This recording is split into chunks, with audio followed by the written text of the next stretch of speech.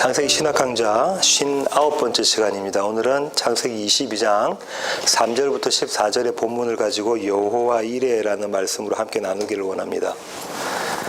여호와 이레는 이미 우리가 이렇게 잘 알고 있는 이야기고, 이레라는 이름의 이름 많이 사용하죠. 사람 이름에도 사용하고, 식당 이름에도 사용하고, 기업체 이름에도 사용하고 그렇습니다. 오늘 이 여호와 이레에 대해서 살펴보도록 하겠습니다.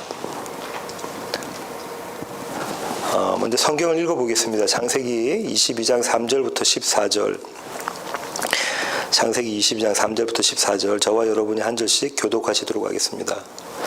아브라함이 아침에 일찍이 일어나 나귀의 안장을 지우고 두 종과 그의 아들 이삭을 데리고 번제에 쓸 나무를 쪼개어 가지고 떠나 하나님이 자기에게 일러주신 곳으로 가더니 제3일에 아브라함이 눈을 들어 그곳을 멀리 바라본지라. 이에 아브라함이 종들에게 이르되 너희는 나귀와 함께 여기서 기다리라. 내가 아이와 함께 저기 가서 예배하고 우리가 너희에게로 돌아오리라 하고, 아브라함이 이에 번제나무를 가져다가 그의 아들 이삭에게 씌우고 자기는 불과 칼을 손에 들고 두 사람이 가되 이삭이 그 아버지 아브라함에게 말하여 이르되 내 아버지여 하니 그가 이르되 내 아들아 내가 여기 있노라. 이삭이 이르되 불과 나무는 있거니와 번제할 어린 양은 어디 있나이까. 아브라함이 이르되 내 아들아 번제할 어린 양은 하나님이 자기를 위하여 친히 준비하시리라 하고 두 사람이 함께 나와서 하나님이 그에게 일러주신 곳에 이른지라. 이에 아브라함이 그곳에 제단을 쌓고 나무를 벌려놓고 그의 아들 이삭을 결박하여 제단 나무 위에 놓고 손을 내밀어 칼을 잡고 그 아들을 잡으라 하니 여호와의 사자가 하늘에서부터 그를 불러 이르시되 아브라함아 아브라함아 하시는지라. 아브라함이 이르되 내가 여기 있나이다 하매 사자가 이르시되 그 아이에게 내 손을 대지 말라. 그에게 아무것도 하지 말라. 내가 내 아들을 내 독자까지도 내게 할 것이 아니하였으니 내가 이제야 내가 하나님을 경외하는 줄 아노라. 아브라함이 눈을 들어 살펴본즉 한 수장이 뒤에 있는데 뿔이 수풀에 걸려 있는지라. 아브라함이 가서 그 수장을 가져다가 아들을 대신하여 번제로 드렸더라. 아브라함이 그 땅 이름을 여호와이라 하였으므로 오늘날까지 사람들이 이르기를 여호와의 산에서 준비되리라 하시고. 아멘. 예. 이 아브라함이 이삭을 제물로 바치는 이 드라마는 가히 아주 히트 드라마. 만약 이걸 드라마로 만들면 아주 긴박힌 순간이 들어있는 히트 드라마죠. 영화로도 많이 되어졌던 이 스토리인데요. 신학자 골든 웨너는 이렇게 이야기합니다. 매우 드라마틱하고 신학적인 관점이 담겨져 있는 이야기이다. 모리아 산에서 있었던 이야기는 이런 이야기다라고 이 신학자는 이야기를 하고요. 여호와 이레의 의미를 살펴보도록 하겠는데요. 오늘은 구절구절 이렇게 살펴보지는 않고 전반적인 주제에 대해서 살펴보도록 하겠습니다. 여호와 이레는 여호와께서 준비하신다, 여호와께서 예비하신다라는 뜻이고요. 그것을 이제 준비하시는 하나님, 예비하시는 하나님 이렇게 바꾸어서 부르기도 합니다. 이 부분에 대해서는 여러분이 익히 알고 계시는 거고요. 22장 전체의 주제가 이 여호와 이레입니다. 22장 전체는 여호와 이레를 설명하려고 하는 건데요. 먼저 8절 한번 보실까요? 아브라함이 이르되 내 아들아 번제할 어린 양은 하나님이 자기를 위하여 친히 준비하시리라. 이게 여호와 이레를 의미하는 거잖아요. 그걸 풀어놓은 뜻이잖아요. 14절 한번 보실까요?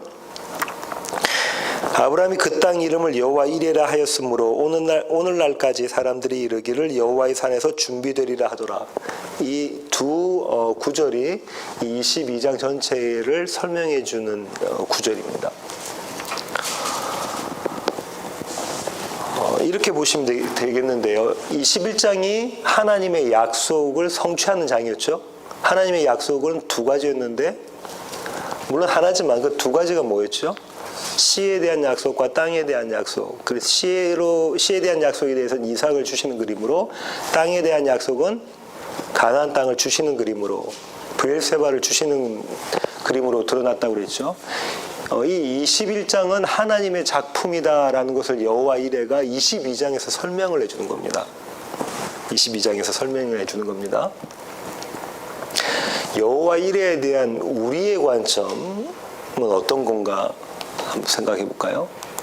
우리는 21장을 어떻게 적용하냐면요, 이렇게 적용합니다. 하나님께서 약속을 주셨어요. 이 약속은 아주 오래전에 주신 거다죠. 아주 오래전에 40년 전에 하나님께서 약속을 주셨는데 이 약속이 성취가 됐잖아요.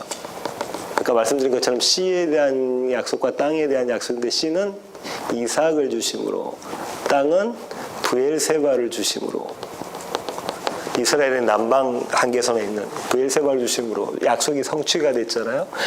우리는 어떻게 생각을 하게 되냐면 하나님의 말씀에 순종한 아브라함은 잘 먹고 잘 살았다 이렇게 생각을 하게 되죠.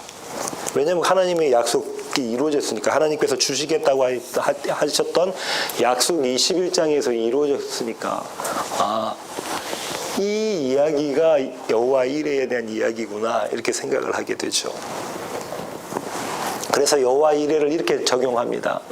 사업과 건강과 학업과 관계의 축복, 복을 주시기로 하나님께서 작정하고 계시는데 아브라함처럼 자기의 아들 이삭을 바치는 순종을 하게 되면 하나님께서 폭포수 같은 축복을 해주실 것이다 이렇게 생각을 하죠. 그래서 자녀 이름도 이레라고 짓고 식당과 사업장, 기업체 이름도 이레라고 짓습니다. 그렇습니다. 정말 이런 것인가? 이렇게 해석을 하게 되면 성도의 신앙은 기복신앙이 됩니다. 기복신앙이라는 게 뭡니까? 복을 비는 거잖아요. 기복이라는 게 복을 비는. 근데 이 복이, 성도의 신앙은 기복신앙이 맞아요. 근데 이 복이 어떤 것이냐가 중요한 건데, 이 복을 사업, 건강, 학업, 관계의 축복으로 봅니다. 왜요? 자식도 낳고, 100살에 자식 낳을 수 없는데 자식 봤으니까 얼마나 기쁘겠어요. 자식도 보고, 땅도 주시고, 그 땅만 주신 게 아니고, 갈 때마다 아브라함 재산이 불어납니다. 자기가 잘못하고 아내를 누이 동생으로 속이고 난 다음에 재산 받았고 또 아내를 누이 동생으로 속이고 난 다음에 또 재산 받고 이거 뭐 자기가 잘못했음에도 불구하고 엄청난 재산을 갖게 되잖아요. 그래서 다른 나라의 왕과도 견줄 수 있는 정도의 그런 재력가가 돼버리는 거죠. 이렇게 기복신앙으로 그치게 되어져서 한때 한 10년 전쯤에 아주 유명했던 야베스의 기도라는 책, 그 브루스 윌킨스가 쓴 이 책이 한때 대한민국에 완전히 히트하게 됐습니다. 물론 미국도 히트했고요. 이 사람이 여러 책을 썼는데요. 브루스 윌킨스가. 야베스의 기도의 그 안에 내용이 뭡니까? 하나님, 제가 이게 짓고 있는 땅의 지경을 넓혀 주십시오라는 거잖아요. 이게 이 기복신앙에 대한 이야기인 거죠. 야베스의 기도는 그 기도가 아닙니다. 다음에 기회가 있으면 제가 설명을 드릴게요. 이렇게 우리는 21장을 적용을 하고요. 그 관점에서 22장의 여호와 이레를 이해하고 있습니다. 아직도 많은 성도들이, 크리스찬들이 이렇게 이해를 하죠. 그래서 21장을 적용하면 21장을 근거해서 22장을 적용하면 아브라함의 순종이 복받음에 대한 여호와 이레에 대한 원인이라고 생각해요. 12절 한번 볼까요? 사자가 이르시되 그 아이에게 네 손을 내 손을 대지 말라 그에게 아무 일도 하지 말라 내가 내 아들 내 독자까지도 내게 아끼지 아니하였으니 내가 이제야 내가 하나님을 경외하는 줄을 아노라. 하나님께서 뭐라고 하시냐면 아브라함이 이삭을 하나님에 바치는 그 순종을 통해서 네가 나를 경외하는 줄 이제 알았다라고 말씀하시는 거죠. 순종이, 아브라함의 순종이 복에 대한 원인이 되고 또 여호와 이레에 대한 원인이 되는 것으로 우리는 해석을 합니다. 이 순종의 시작을 3절에서 찾아볼 수가 있는데요. 한번 볼까요? 아브라함이 아침에 일찍이 일어나 나귀의 안장을 지우고 두 종과 그의 아들 이삭을 데리고 번제에 쓸 나무를 쪼개어 가지고 떠나 하나님이 자기에게 일러주신 곳으로 가더니. 신학자들은 이 부분을 어떻게 해석을 하냐면 아브라함이 하나님께서 주신 그 명령, 보통 사람 지킬 수 없는 그 명령을 즉각적으로 그 명령에 순종했다라고 평가를 합니다. 성도에게는 이 즉각적인 순종이 있어야지 된다라고 이야기를 하는 거죠. 그게 복의 원인이 된다라고 하는 거죠. 그리고 이 장면 중에 뭐가 안 나오냐면 사라와 의논한 장면이 없잖아요.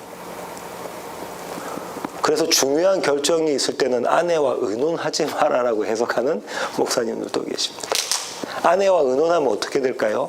아내가 못 가게 하죠. 이 노망한 남편 같으니, 노망한 할아버지 같으니 이렇게 하지 않겠어요? 언제 얻은 아들입니까? 100살, 사라 90세 얻은 아들을 거기서 또 15년 지나서 이제 장성해져서 병 치레 이런 거 해서 죽을 염려가 없는 그 아들을 어떻게 하겠다는 거예요? 양처럼 염소처럼 희생물로 바치겠다는데 그런 하나님의 명령을 받았다는데 당신이 잘못 들은 거 아니냐, 당신이 노망한 거 아니냐고 이야기하지 않겠냐는 거죠. 그래서 목사님들이 이렇게 이야기를 하죠. 아내하고 중요한 일이 있으면은 의논하지 마라 이렇게 이야기를 하기도 합니다.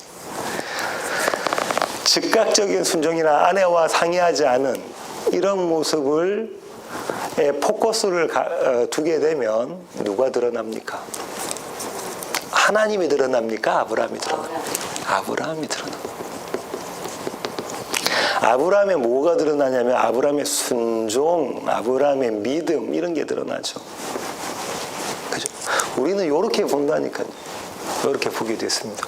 12절에 왜 하나님이 그렇게 말씀하셨으니까 네가 네 독자, 네 외아들도 아끼지 않고 내게 바치는 걸 보고 이제 내가 그걸 알았다. 네 믿음, 네 순종에 대해서 알았다라고 12절에 하나님께서 말씀하셨으니까 이 말씀의 근거에서 이제 조명을 하게 되는 거죠. 이렇게 되면 아브라함이 드러나게 되고 아브라함은 우리에게 어떤 대상이 될까요? 본받아야 될 모델, 그죠? 위인. 나도 아브라함처럼 살아야지가 돼버리죠. 그럼 나도 아브라함처럼 살아야지라고 되어버리면 아브라함의 믿음과 아브라함의 순종과 우리의 믿음과 우리의 순종 안에는 뭐가 생기게 됩니까? 괴리가 생기고 갭이 생기죠. 우리 가운데 자기 자식을 아브라함처럼 하나님을 바칠 자가 있습니까? 없단 말이죠. 그런데 우리가 본받아야 될 모델로 생각하고 있다는 것은 무언가 성경의 해석에 오류가 있다는 겁니다. 그렇게 해석을 하게 되면. 여호와 이레에 대한 우리의 관점이 아니라 성경적인 관점은 어떤 거냐면 이런 거죠. 지난 시간에 제가 말씀드렸던 그 일 후에가 있습니다. 21장으로 끝나면 안 되는 거예요. 21장으로 끝나면 우리는 어떻게 해석을 하게 된다고요? 하나님께서 돌보아 주셔서 아브라함이 씨를 갖고 땅을 갖게 되어서 잘 먹고 잘 살았다로 마치게 된다는 거죠. 근데 22장 1절 처음 어떻게 시작합니까? 그 일 후에라고. 그 일 후에 뭐가 아브라함에게 주어졌습니까? 시험이라는 게 주어졌습니다. 이와 똑같은 사람이 욥입니다. 욥 1장 9절로 가보겠습니다. 욥기 1장 9절입니다.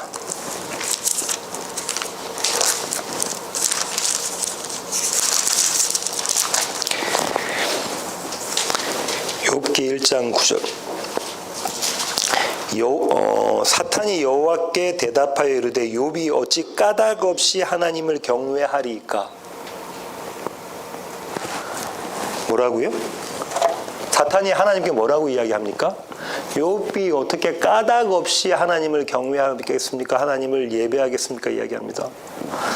욥기 1장 1절로 가볼까요? 우스 땅에 욥이라 불리는 사람이 있었는데 그 사람은 온전하고 정직하여 하나님을 경외하며 악에서 떠난 자더라. 그러고 난 다음에 쭉 나와 있는 얘기가 뭡니까? 욥이 어떤 자라는 거예요? 부자다 이 얘기하고 있다 하죠. 세상에서 성공한 자다 이 얘기하고 있습니다. 자녀들도 많고 또 재산도 많은 자. 마치 창세기 21장으로 끝나는 아브라함의 모습이다 이 얘기하고 있단 말이죠.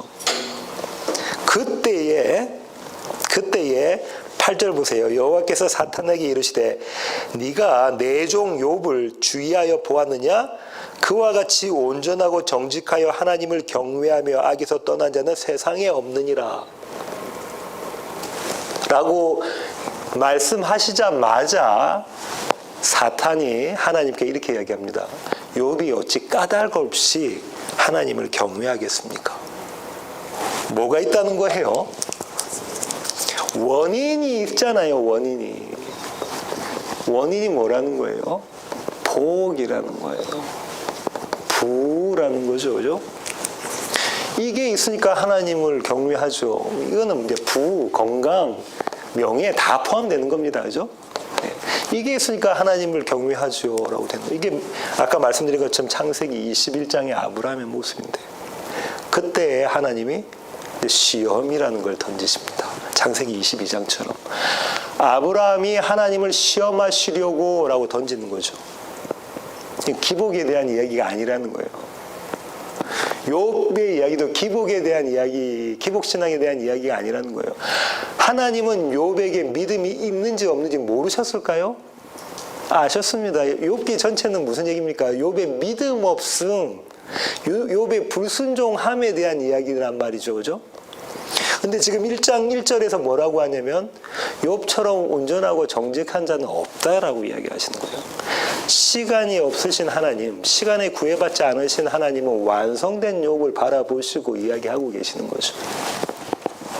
그렇습니다. 자, 이렇게 보면 아브라함에게 하나님께서 주셨던 약속, 이 약속은 다시 한번 정리해 볼게요. 창세기 12장부터 시작해서 우리가 아브라함 언약이라고 부르는 이 아브라함의 약속은 씨와 땅에 대한 것인데, 궁극적으로는 씨예요. 이 씨는 예수 그리스도 상징한다고 이야기했고요. 땅은 하나님의 통치, 예수 그리스도를 통한 하나님의 통치라고 말씀을 드렸잖아요. 그런데 보세요. 약속의 성취의 상태에서 드러나는 씨에 대한 것을 보면 21장이 어떻게 되냐면 씨를 옮겨온 땅에 대한 이야기가 있죠. 그 다음에 21장 33절을 한번 먼저 보겠습니다. 창세기 21장 33절입니다.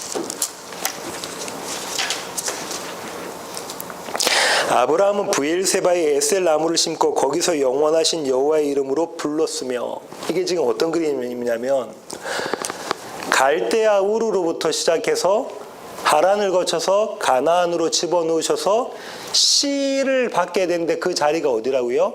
브엘세바라는 데예요. 씨가 어떻게 된 겁니까? 씨가 주어짐이잖아요. 생, 삶, 살아있음에 대한 이야기입니다. 어디가요? 브엘세바가. 다시 말하면 약속의 땅 가나안이 그렇다는 거예요. 그런데 창세기 22장 12절로 가볼까요? 22장 12절.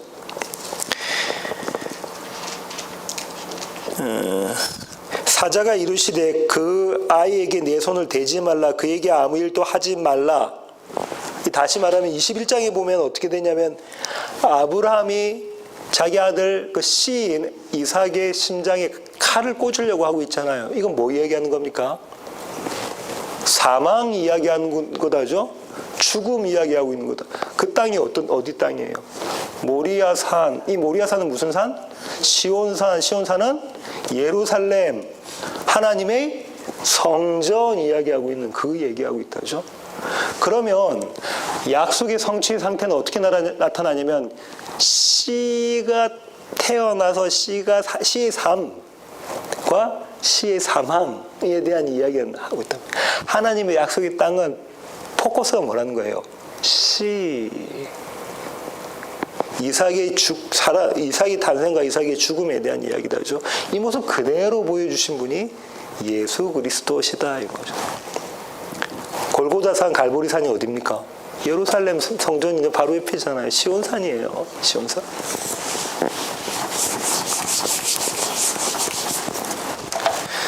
조금 더 보겠습니다.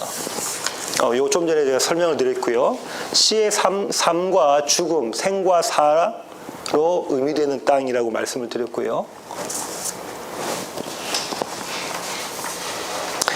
여호와 이레는 준비하시는 하나님, 예비하시는 하나님이지만 여호와 이레가 담고 있는 그 어원적으로, 그러니까 이 단어의 어원적인 의미를 살펴보면 어떤 거냐면 보다, 미리 보다라는 거예요. 미리 보면 뭐 할 수가 있습니까?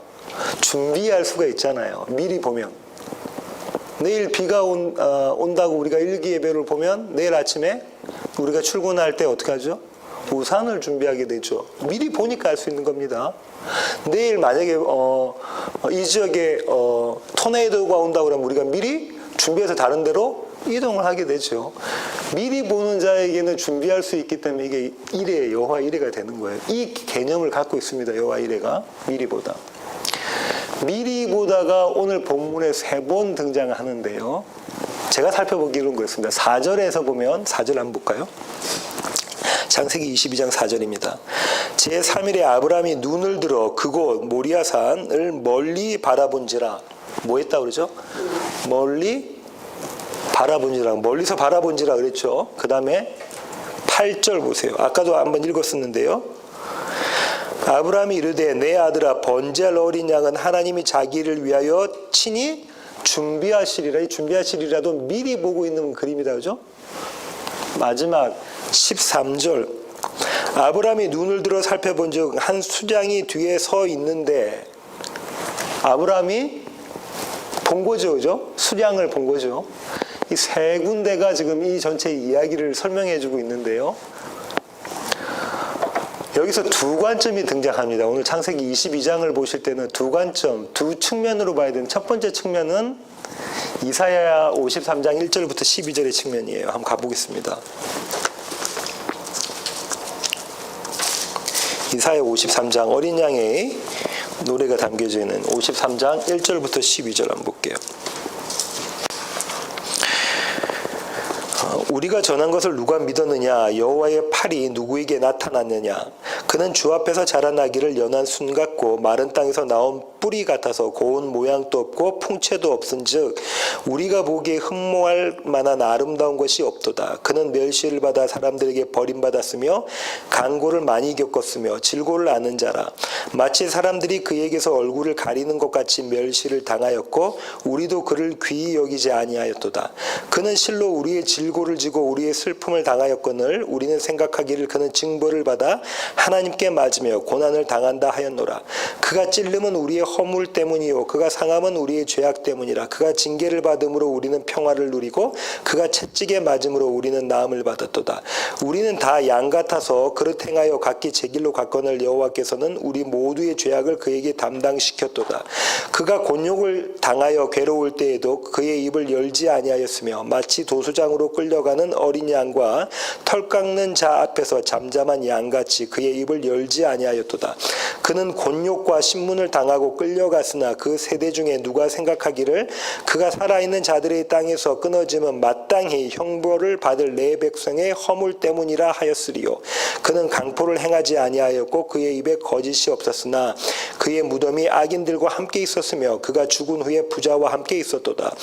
여호와께서 그에게 상함을 받게 하시기를 원하사 질고를 당하게 하셨은즉 그의 영혼을 속건제물로 드리기에 이르면 그가 씨를 보게 되며 그의 날은 길 것이요 또 그의 손으로 여호와께서 기뻐하시는 뜻을 성취하리로다. 그가 자기 영혼에 수고하는 것을 보고 만족하게 여길 것이라. 나의 의로운 종이 자기 지식으로 많은 사람을 의롭게 하며 또 그들의 죄악을 친히 담당하리로다. 그러므로 내가 그에게 존귀한 자와 함께 몫을 받게 하며 강한 자와 함께 탈취한 것을 나누게 하리니 이는 그가 자기 영혼을 버려 사망에 이르게 하며 범죄자 중 하나로 헤아림을 받았음이니라. 그러나 그가 많은 사람의 죄를 담당하며 범죄자를 위하여 기도하였느니라. 이거는 지금 뭐에 대해 이야기하고 있냐면 창세기 22장에 있는 관점을 이사야는 어린 양 예수 그리스도의 모형이다라고 본 겁니다. 뭐라고 이야기했냐면 마치 양이 털 깎는 양이 가서 털을 깎일 때 또 그럴 때 여기 어떻게 돼 있죠? 마치 도수장으로 끌려가는 어린 양과 털 깎는 자 앞에서 잠잠한 양같이 그의 입을 열지 않았더라. 또 도살을 당할 때도 양은 진짜 그런다고 그래요. 막 이렇게 다른 동물처럼 늘 이렇게 날뛰지를 않고 그냥 잠잠히 있다고 그래요. 털 깎을 때나 죽을 때나도 마찬가지 그렇게 한다고 그래요. 근데 이런 모습으로 예수 그리스도가 반항하지 않고 죽음을 자초하셨다 그죠? 그렇군요. 죽으셨잖아요. 이삭이 그런 모습입니다. 이삭은 이때 몇 살이라고요? 15살. 그럼 아브라함 몇 살이겠습니까? 115살. 할아버지입니다. 그죠? 이삭이 아버지 아브라함을 이길 수 있는, 물리적으로 이길 수 있는 힘이 없었을까요? 있었겠지요. 그리고 재단을 이렇게 쌓았다고 하면 그 위에 아브라함 이삭을 번쩍 들어가지고 이렇게 딱 올려놨을까요? 아마도 이삭이 걸어서 올라가서 거기 올려가고 손과 발이 결박당할 때 아버지를 제쳐놓지 않고 아버지를 이렇게 밀어붙이지 않고 이 아버지 같지도 않은 이 양반이 지금 노망난 아버지 뭐 하는 거냐라고 그렇게 하지 않고 순순히 묶여지는 모습이 있잖아요. 이삭의 순종을 그렇게 해서 우리 이야기하잖아요. 뭘 얘기하는 거냐면 이사야서에서 이야기하고 있는 예수 그리스도의 모습을 모형하고 있는 거거든요. 그러니까 이런 관점에서 어린 양 예수 그리스도의 관점에서 창세기 20장을 볼 수도 있고 또 한 관점은 아브라함의 관점이에요. 히브리서 11장으로 가겠습니다. 지난번에도 한번 살펴봤는데요. 히브리서 11장 17절부터 19절. 아브라함은 시험을 받을 때에 믿음으로 이삭을 드렸으니 그는 약속들을 받은 자로 돼 그 외아들을 드렸느니라. 그에게 이미 말씀하시기를 내 자손이라 칭할 자는 이삭으로 말미암으리라 하셨으니 그가 하나님이 능히 이삭을 죽은 자 가운데서 다시 살리실 줄로 생각한지라. 비유컨대 그를 죽은 자 가운데서 도로 받은 것이니라. 히브리서 기자는 이사야와 달리 어떻게 해석을 이걸 하고 있냐면 어떻게 해석하고 있습니까? 아브라함의 관점에 대한 이야기하고 아브라함의 믿음에 관한 관점에서 이야기를 하고 있습니다. 이 두 관점을 다 살펴볼 필요가 있는 것이죠.